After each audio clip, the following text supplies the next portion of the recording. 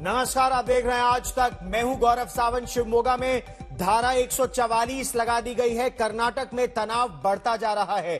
कर्नाटक के अगर उडुपी की बात करें तो ये जो हिजाब को लेकर विवाद है, अब ये राज्य के कई शहरों में फैल चुका है और इसे लेकर जो सियासी तपिश है वो देश के अलग अलग हिस्सों में भी महसूस की जा रही है।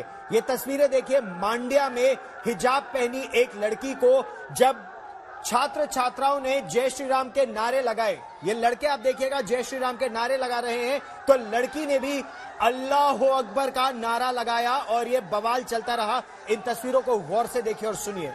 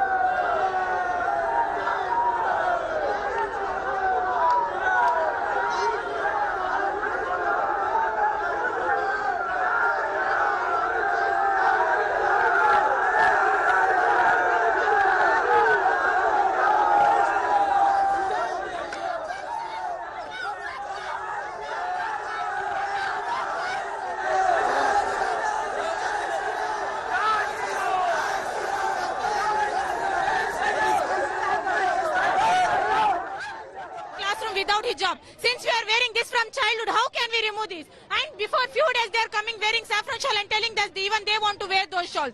How come they wear? We are wearing this from the beginning. If they had informed us in the beginning, we would left the college and join some other college where we are allowed to wear scarf. And they are protesting from the morning and we are standing here like we want. And we have exams next week. We want to study for exam and those.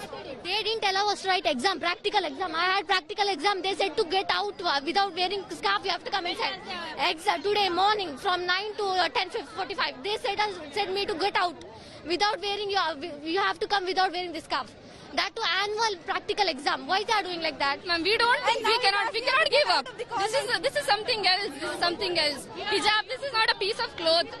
For them it is like a piece of, but this is something else. We cannot just give up. We are not ready to give up. कल principal ने बोला था कि कोई भी हिजाब पहन के क्लास में या कॉलेज में नहीं आएगा बोल के, बट आज सब हिजाब पहन के क्लास में आकर क्लास उनको छोड़ रहे हैं, बट हमको अंदर आने को नहीं छोड़ रहे। इसके लिए हम इधर से आ गए, अंदर प्रोटेस्ट कर रहे हैं। सो इक्वालिटी चाहिए हमको, इक्वालिटी चाहिए। वो भी हिजाब नहीं पहनेंगे और हम भी नहीं पहनेंगे, वो पहना तो हम भी पहनेंगे उतने। We were wearing from childhood. Now they can't say no. We can't wear that. Talking to us regarding the same. Go inside the classroom without hijab.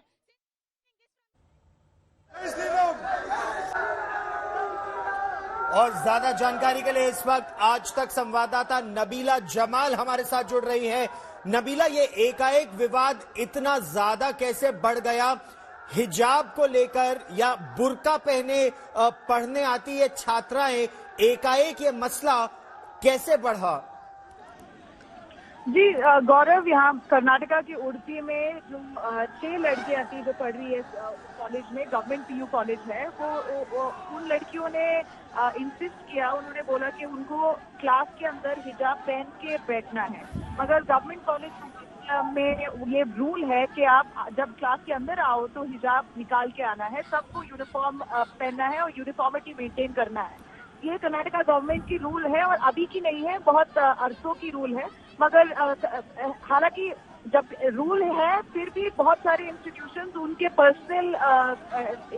Personal equation के ऊपर नेगोशिएट करके बहुत सारे स्टूडेंट्स को अलाउ करते थे पहले।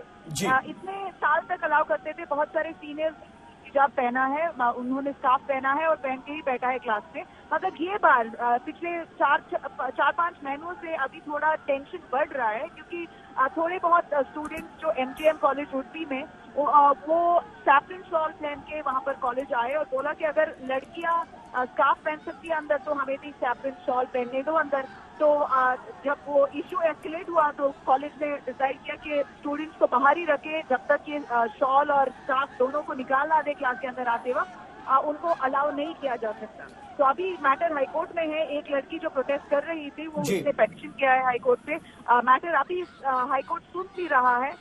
In fact अभी तक जो लड़कियां प्रोटेस्ट कर रही थी उनको क्लास के अंदर आने नहीं दिया है। बोला कि एग्जाम अगर है, अगर ये कॉलेज में पढ़ना है तो स्टाफ निकालना है, नहीं तो दूसरे कॉलेज में जाके पढ़ सकते हो।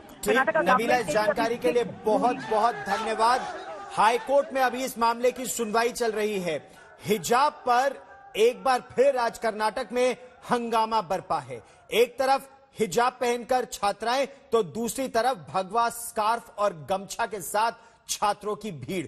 उडुपी से लेकर चिकमंगलूर तक, शिवमोगा से लेकर मांड्या तक, कर्नाटक के शहर शहर में आज हिजाब के समर्थन और विरोध में प्रदर्शन हो रहा है। और इस बीच सरकारी कॉलेजों में हिजाब पर बैन के खिलाफ हाईकोर्ट में एक अर्जी दाखिल की गई है और इस अर्जी पर सुनवाई इस समय जारी है, जहां कोर्ट ने साफ कहा है कि कोर्ट भावनाओं से नहीं, कानून पर आगे जाएगा।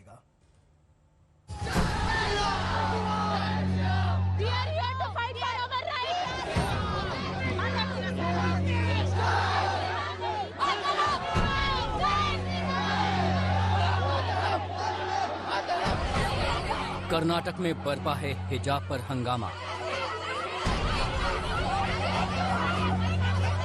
एक तरफ केसरिया बाना और अंग वस्त्रम के साथ छात्र और दूसरी तरफ हिजाब में लड़कियां। ये तस्वीर उडुपी के महात्मा गांधी मेमोरियल कॉलेज की है।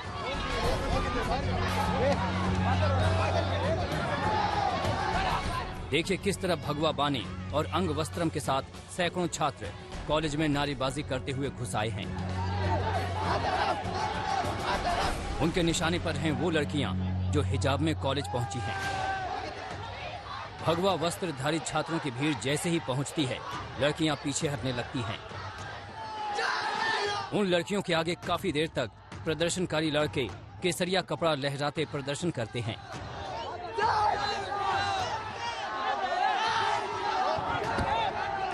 हम अभी MGM पे खड़े हैं। ये यहाँ का बहुत फेमस एक कॉलेज है। यहाँ पे आप देख सकते हैं कि बच्चे सैफरन के शॉल पहने हुए हैं और एक पगड़ी पहनी है और वो बोल रहे हैं कि हिजाब जब तक नहीं रुकता, मतलब जब तक ये लड़कियाँ यहाँ पे हिजाब पहनना बंद नहीं करते तब तक हम सैफरन का शॉल पहन के ही रखेंगे। सरकारी स्कूल कॉलेज में हिजाब बैन करने की वजह से पिछले कुछ दिनों से लगातार पूरे कर्नाटक में इस तरह की तस्वीरें सामने आ रही हैं। हिजाब में आने वाली छात्रों को कॉलेज में घुसने नहीं दिया जा रहा है, लेकिन छात्राएं इसे अपनी पहचान से जोड़ते हुए हिजाब छोड़ने को तैयार नहीं हैं। Talking to us regarding the same. Go inside the classroom without hijab. Since we are wearing this from childhood, how can we remove this? And before few days they are coming wearing saffron shawl and telling us even they want to wear those shawls. How come they wear? We are wearing this from the beginning. If they had informed us in the beginning, we would left the college and join some other college where we are allowed to wear scarf. And they are protesting from the morning and we are standing here like we want. And we have exams next week. We want to study for exam and those. We were wearing from childhood. Now they can't say no, we can't wear that. Ma'am, we don't think we cannot give up. This is something else. This is something else. Hijab, this is not a piece of cloth. For them it is like a piece of, but this is something else. We cannot just give up. We are not ready to give up. इन छात्राओं की मुश्किल ये है कि practical परीक्षाएं सिर पर हैं। उन्हें डर है कि इस विवाद में उनका साल खराब न हो जाए। They didn't allow us to write exam, practical exam. I had practical exam. They said to get out without wearing scarf. You have to come inside. Today morning from 9 to 10:45. They said me to get out without wearing. You have to come without wearing the scarf. That to annual practical exam. Why they are doing like that? Udupi के इस college में भगवाधारी छात्रों के प्रदर्शन की एक वजह ये भी है कि यहाँ पढ़ने वाली 6 छात्राएं हिजाब बैन के खिलाफ हाईकोर्ट पहुँच गई हैं। कल प्रिंसिपल ने बोला था कि कोई भी हिजाब पहन के क्लास में या कॉलेज में नहीं आएगा बोल के, बट आज सब हिजाब पहन के क्लास में आकर उनको छोड़ रहे हैं, बट हमको अंदर आने को नहीं छोड़े। इसके लिए हम इधर से आ गए, अंदर प्रोटेस्ट कर रहे हैं। सो इक्वालिटी चाहिए हमको। इक्वालिटी चाहिए, वो भी हिजाब नहीं पहनेंगे और हम भी नहीं पहनेंगे, वो पहना तो हम भी पहनेंगे उतना। हिजाब को लेकर प्रदर्शन उडुपी ही नहीं कर्नाटक के कई शहरों में हो रहे हैं। ये तस्वीर बागलकोट जिले की है। यहाँ प्रदर्शन के दौरान प्रदर्शनकारी सरकारी कॉलेज पर पथराव पर उतारू हो गए।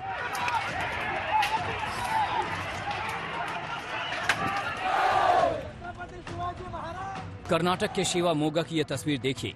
यहाँ केसरिया बनाम हिजाब संग्राम छिड़ा हुआ है। गले से केसरिया गमछा लटकाए छात्र यहाँ जबरदस्त नारेबाजी करते नजर आ रहे हैं।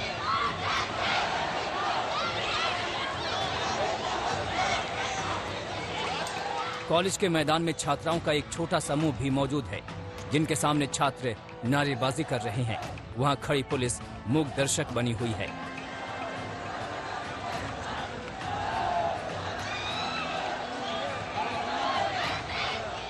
शहर शहर संग्राम छिड़ा हुआ है। हिजाब पर हंगामा बरपा है। एक तरफ छात्राएं हैं जो हिजाब छोड़ने को तैयार नहीं, तो दूसरी तरफ दक्षिणपंथी समूह से जुड़े छात्र। ये मुद्दा इन प्रदर्शनों से काफी हद तक सियासी बन गया है। सरकार फिलहाल हिजाब वाला फैसला वापस लेने को तैयार नहीं। उडुपी से शिवा मूर्ति के साथ आज तक ब्यूरो। हिजाब का मामला अब राजनीतिक रंग लेने लगा है। कई दल धीरे धीरे इस विवाद में कूद पड़े हैं। आइए हम आपको दिखाते हैं कि हिजाब विवाद में कौन क्या कह रहा है। ये भारत है, सर्वधर्म समभाव के आधार पर चलेगा, न कि इस्लामिक स्टेट भारत को बनाने की कोशिश करने वालों की मानसिकता हम पूरा नहीं होने देंगे। और इसीलिए विपक्ष में कल कुछ लोगों ने इस तरह का प्रश्न उठाया, और ये कभी पूरा नहीं होगा। भारत भारत रहेगा, भारत पाकिस्तान नहीं बनेगा। बाकायदा एक मुहिम चलाई जा रही है और समाज में डिवाइड तो पहले ही भारतीय जनता पार्टी ने बहुत कुछ करने की कोशिश की है। अब ये एजुकेशनल इंस्टीट्यूशंस के अंदर इस तरह की बात कर रहे हैं और यंग जो नस्ल है, जो यंग लोग हैं, उनको डिवाइड करने की कोशिश कर रहे हैं। ये बहुत ही शर्मनाक कोशिश है, कंडेमनेबल है। तो इशारा करें कि एक जैसे सभी सेफ्रॉन बांटे जा रहे हैं बाकायदा। ये बात सही है कि जो ड्रेस कोड जैसे हैं, जहाँ भी जैसा स्पेसिफाई होता है उसको स्कूल के बच्चों को मानना होता है, लेकिन उसके साथ ये भी है कि अपने अपने धर्म के हिसाब से जो कुछ आवश्यकताएं या ज़रूरतें होती हैं उसका भी एक सम्मान होना चाहिए। और ये सिर्फ हिजाब वाला प्रश्न नहीं है, कई धर्मों में होता है। कोई टर्बन पहनता है, कोई कुछ और करता है, और उसका अमूमन हम लोगों ने सम्मान रखा है। हाँ, ये भी है कि मतलब बिल्कुल ही एक किसी भी धर्म की संबंधित कपड़े ना कोई पहने, थोड़ा सा डिसिप्लिन है। संविधान सभी धर्म के मानने वालों को, सभी भारतीयों को अपने अपने तरीके से पोशाक पहनने की, भोजन की आदि की स्वतंत्रता देता है। सभी को उसका पालन करना चाहिए। भोजन, खाने के तरीके आदि को लेकर के देश के बंटवारे की जो कोशिश लोग करते हैं वो देश का नुकसान करते हैं। और अटूट वादा करके हम लोग जनता के बीच में जा रहे हैं। समाजवादी पार्टी ने जब कभी भी जनता के बीच में जो वादे किए होंगे, सरकार बनने पर उनको पूरा किया गया है। इसलिए बहुत बड़ा ये डॉक्यूमेंट है, मैं पूरा नहीं पढ़ पाऊंगा। अपनी प्रेस कॉन्फ्रेंस खत्म होने के बाद ये पूरा का पूरा मैनिफेस्टो आपके हाथ में दे दिया जाएगा। कुछ ज़रूरी जो चीज़ें हैं वो मैं पढ़ करके आपको सुनाना चाहता हूँ, जो बहुत ही ज़रूरी हैं। उनको मैं शुरुआती समय से ही पढ़ना चाहूँगा। समय समय पर कई घोषणाएं की गई हैं, वो तो शामिल होंगी, वो हैं हमारे इस डॉक्यूमेंट में, लेकिन कुछ पॉइंट मैं आपके सामने रख रहा हूं और डिटेल में वो सब बिंदु इस बड़ी किताब में है। सबसे पहले मैं उत्तर प्रदेश के किसानों और उत्तर प्रदेश की जनता के सामने अपने सत्य वचन और अटूट वादा करके मैनिफेस्टो जो लेकर के आए उसकी बातें रख रहा हूं। पहला बिंदु यह है कि सभी फसलों के लिए एमएसपी प्रदान की जाएगी और गन्ना किसानों को 15 दिन में उनका भुगतान सुनिश्चित किया जाएगा। इसके लिए अगर फार्मर्स कॉर्पस फंड भी बनाना पड़ेगा तो बनाया जाएगा। सभी किसानों को 4 साल के भीतर यानी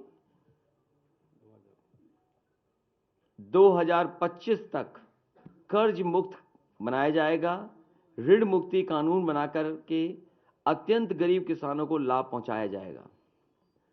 सभी लघु एवं सीमांत किसान जिनके पास 2 एकड़ से कम जमीन है उन्हें 2 बोरी डीएपी एवं 5 बोरी यूरिया मुफ्त दी जाएगी।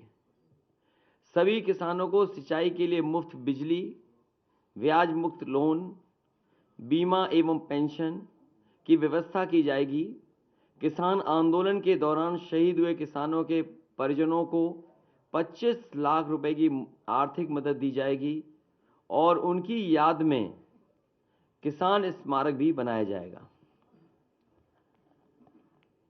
महंगाई पर भार। चौथा बिंदु, सभी बीपीएल परिवारों को प्रति वर्ष 2 एलपीजी सिलेंडर मुफ्त में दिया जाएगा। सभी दो पहिया वाहन मालिकों को प्रति माह 1 लीटर पेट्रोल एवं ऑटो रिक्शा चालकों को प्रति माह 3 लीटर पेट्रोल एवं 6 किलो सीएनजी मुफ्त प्रदान की जाएगी। Urban employment guarantee act MNREGA की तर्ज पर बनाया जाएगा। समाजवादी पार्टी सरकार आईटी सेक्टर की समीक्षा कर उसे पुनर्जीवित और प्रोत्साहित करने ताकि सेक्टर विकास के इंजन के रूप में कार्य कर 22 लाख लोगों को रोजगार दे सके। महिलाओं को सरकारी नौकरियों में 33% आरक्षण पुलिस समेत सभी सरकारी नौकरियों में प्रदान किया जाएगा। इस व्यवस्था के अंतर्गत सभी वर्गों सामान्य, ईडब्ल्यूएस, एससी एवं एसटी की महिलाओं को शामिल होंगी।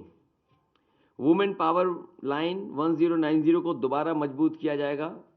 1090 के अंतर्गत ईमेल, व्हाट्सएप के जरिए एफआईआर की व्यवस्था की जाएगी। 1090 ऐप में क्राइम ट्रैकिंग, रेजोल्यूशन एवं इन्वेस्टिगेशन की व्यवस्था की जाएगी। लड़कियों की शिक्षा को केजी से लेकर के पीजी तक मुफ्त किया जाएगा। कन्या विद्याधन योजना को दोबारा शुरू किया जाएगा। इसके अंतर्गत 12वीं पास करने के उपरांत लड़कियों को 36,000 की एक मुश्त राशि दी जाएगी। 10वां पॉइंट, समाजवादी पेंशन योजना को पुनः शुरू किया जाएगा।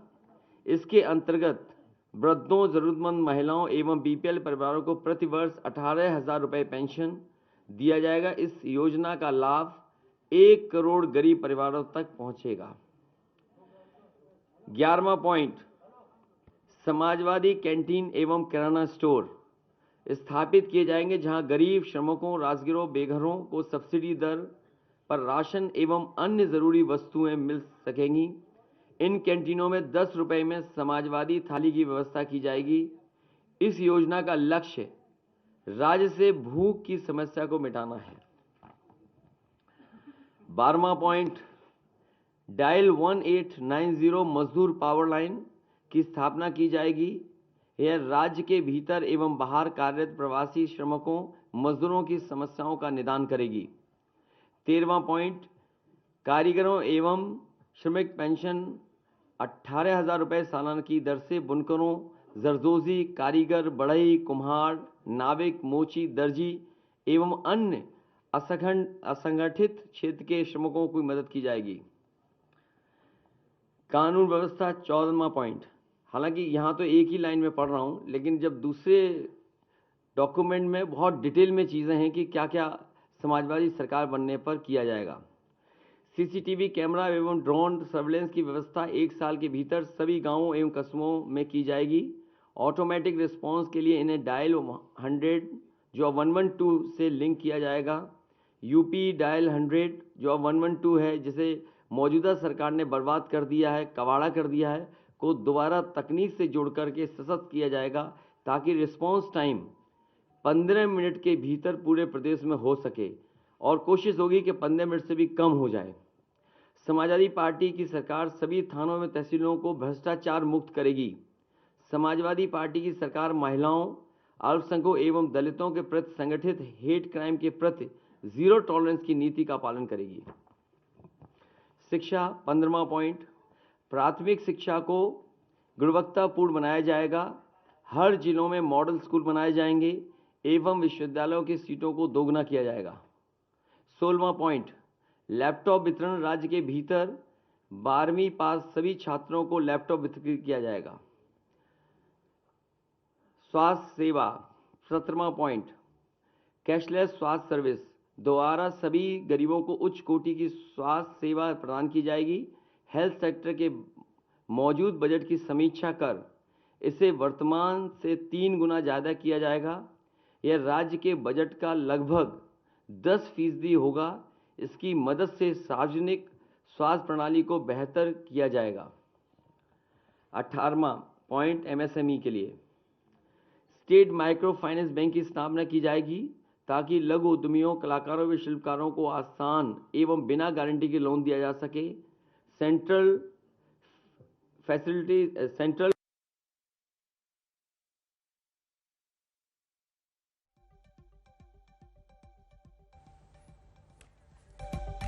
और इस वक्त की बड़ी खबर, समाजवादी पार्टी का वचन पत्र अखिलेश यादव खुद सुना रहे हैं। 10 रुपए में समाजवादी थाली की बात कर रहे हैं, महिला सुरक्षा के लिए हेल्पलाइन की बात कर रहे हैं। सुनते हैं अखिलेश यादव को एक बार फिर।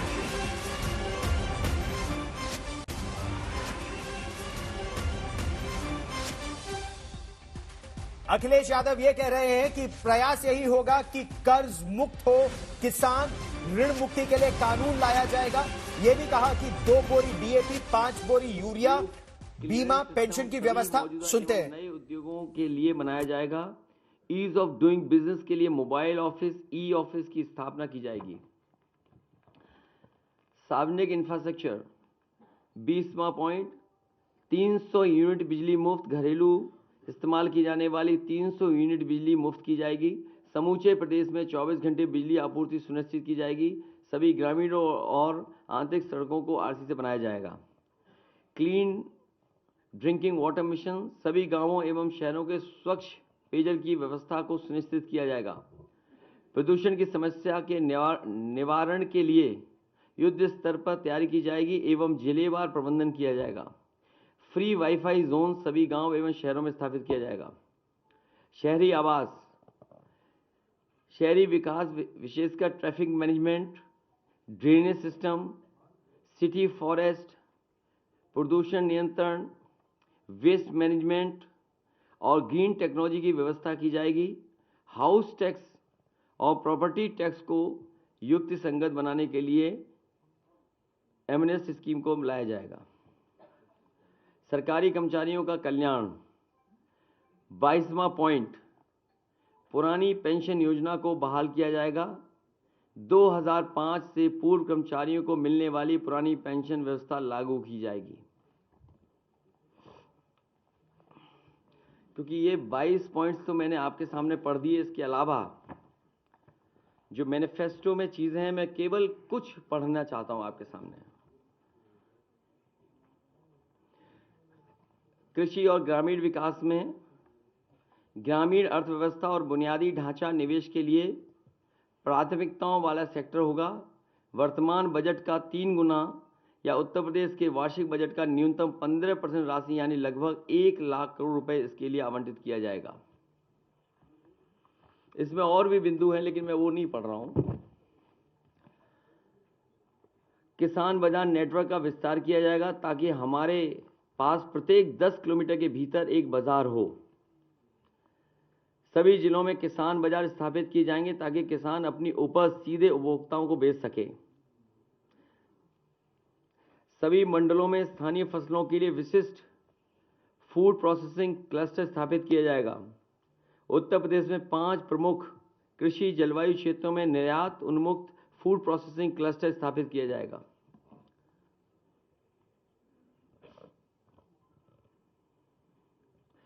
स्मार्ट विलेज क्लस्टर पूरे राज्य में स्थापित किए जाएंगे, जो smart village cluster development authority के माध्यम से क्रियान्वित किए जाएंगे। इरिगेशन, फुटप्रिंट ट्यूबवेल और नहर नेटवर्क के जरिए पूरे राज्य में सिंचाई सुविधा को 100% विस्तार किया जाएगा। कामधेनु योजना जो पिछली सरकार में शुरू हुई थी, इस सरकार में कामधेनु योजना को ठप कर दिया गया, बंद करा दी गई। इसलिए समाजवादी सरकार बनने के बाद कामधेनु योजना पशुपालन के लिए दोबारा शुरू की जाएगी। और साथ ही साथ पिछली बार ये तय किया गया था कि गाय के दूध के लिए अगर ज़्यादा भी पैसा देना पड़े, 3 रुपये या 4 रुपये भी ज़्यादा देना पड़ेगा, तो वो सरकार की तरफ से वो व्यवस्था की जाएगी।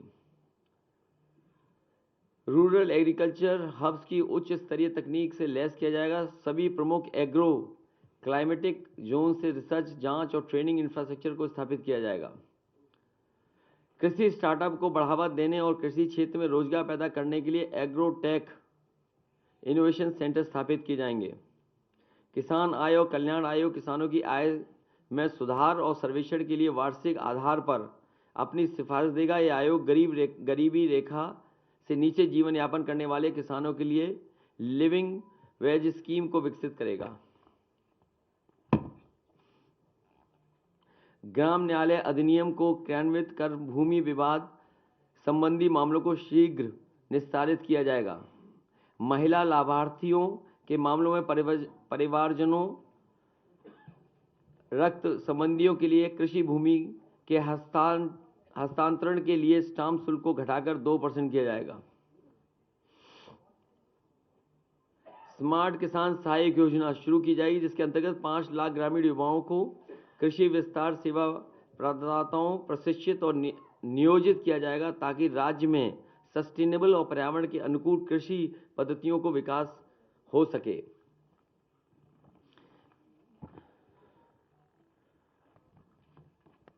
युवा और रोजगार, इसमें बहुत डिटेल में चीजें हैं। राज्य शिक्षा नीति के तहत अर्थव्यवस्था की बेहतरी के लिए अंग्रेजी शिक्षा पर ध्यान केंद्रित किया जाएगा एवं सांस्कृतिक पहचान को मजबूती देने के लिए स्थानीय भाषाओं में शिक्षा प्रदान की जाएगी। बालिका शिक्षा पर विशेष जोर दिया जाएगा। यूपी को 2027 तक 100% साक्षर राज्य बनाया जाएगा। सैन्य स्कूल सभी मंडलों में स्थापित किए जाएंगे।